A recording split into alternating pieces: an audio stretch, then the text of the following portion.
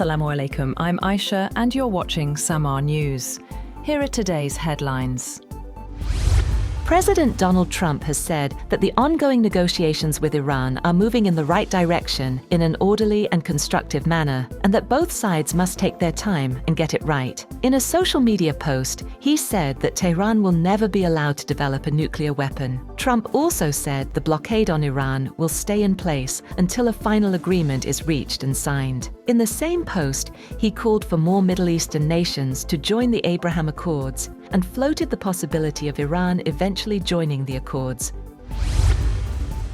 Meanwhile, Iran's President Masoud Pezeshkian says his country is not seeking nuclear weapons, as talks with the United States continue over Tehran's nuclear program. Pezeshkian said Iran is ready to reassure the world of its peaceful intentions, but stressed that Iranian negotiators will not compromise on the country's honor and dignity.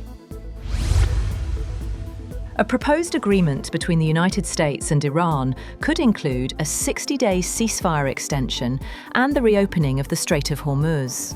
According to a report by Axios, the deal would reportedly allow Iran to resume oil exports freely, while negotiations continue over Tehran's nuclear program. In return, Iran would clear mines from the Strait, and the US would ease restrictions on Iranian ports and provide limited sanctions relief. A senior Iranian source says Tehran has not agreed to hand over its stockpile of highly enriched uranium as part of the current understanding with the United States. According to the source, Iran's nuclear program is expected to be discussed separately during negotiations on a final agreement and was not included in the preliminary deal. The comments underline continuing differences between Washington and Tehran on key nuclear issues, despite ongoing diplomatic efforts.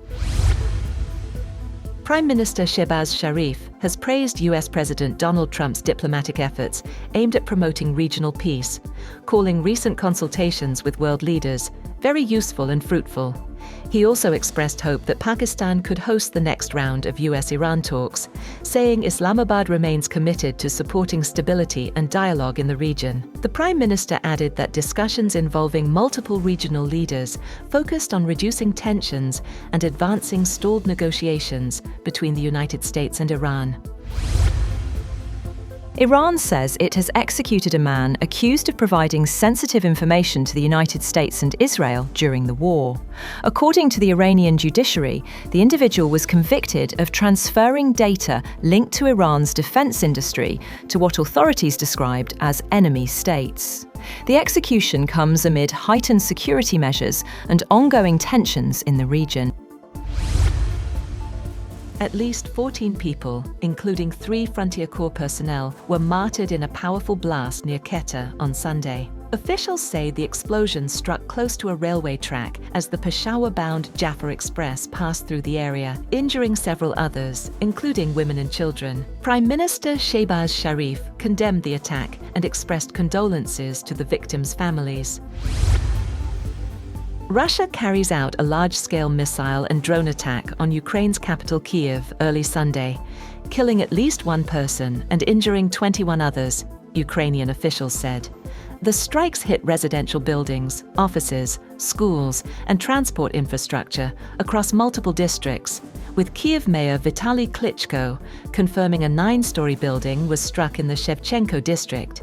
Emergency services were deployed to extinguish fires and rescue residents trapped under debris, while more than 40 locations across the city were reported damaged. Officials say residents were forced into shelters overnight as air raid sirens and explosions echoed across the capital.